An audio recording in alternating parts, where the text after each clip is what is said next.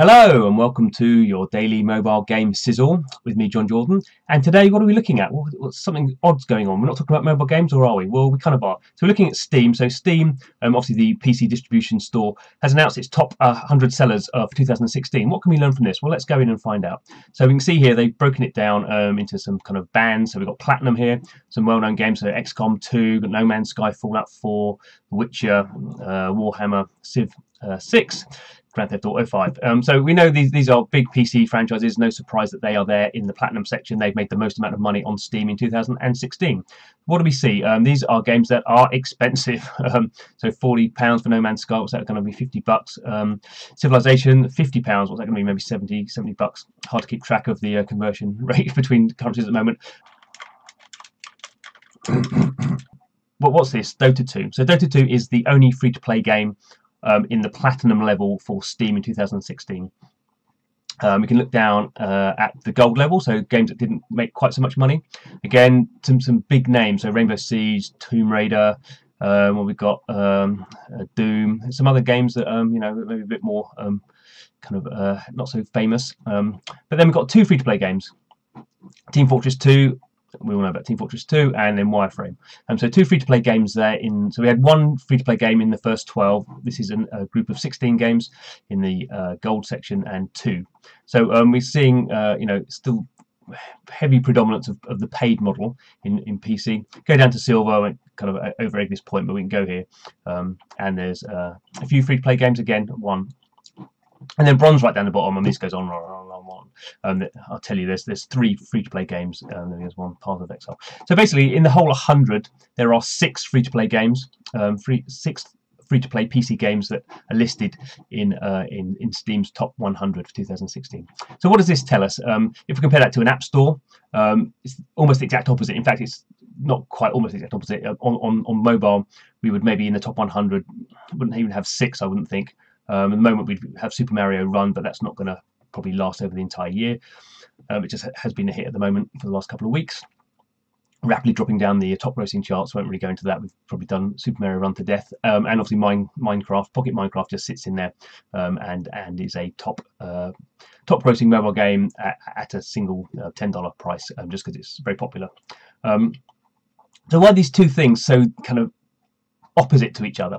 Yeah, we could think about is it the gamers? So PC gamers traditionally we call them quite hardcore, I suppose. There's not hardcore mobile gamers, but very into kind of kit and very into kind of graphics cards. Mobile gamers, obviously a much wider range of mobile gamers, billions of mobile gamers, maybe tens of millions of PC gamers.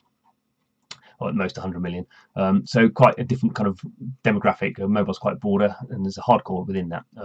But really, for the free-to-play model versus the kind of traditional pay your money up front and keep playing model, there's something else going on in there. So partly it is about hardware. Mobile phones clearly are with us all the time. They're very personal devices, and because we always have them, we're always checking them out. We're always, I've got an email, what's going on Facebook, or Snapchat, or whatever your particular poison is when it comes to social networks. And because they're always there, our games are always there. The mobile games are always with us. PC games, certainly the exact opposite. You're building a bit of a stereotype, but you're building a big kind of powerful bit of hardware, massive screen.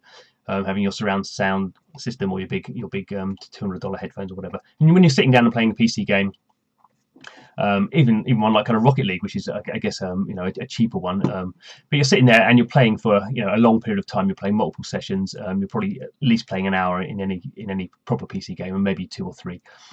Mobile games, you can't really do that.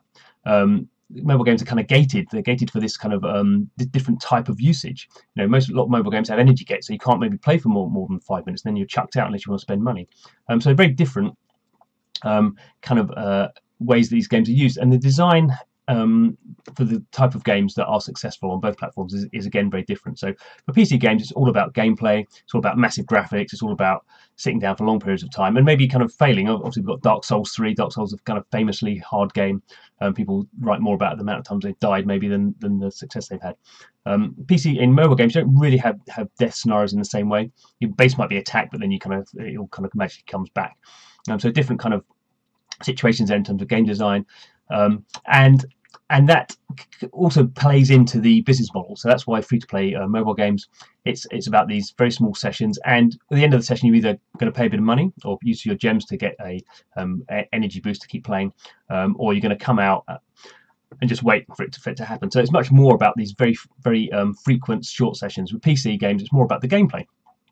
PC games are all about, I mean, you do level characters up, you do get better items, but basically it's about you as the player getting better at playing the game. In mobile, you kind of do that, but in a much more limited way. You know, so say you're playing Clash Royale, you will get better at picking your deck, but what really makes you good is getting better cards and leveling them up. So there's two different very dynamics there, and that's why we see this really strong kind of contrast between the top grossing games on PC, which is still a very traditional model, and the top grossing games on mobile, which for the last, you know, almost 3, 4, 5 years have been free to play.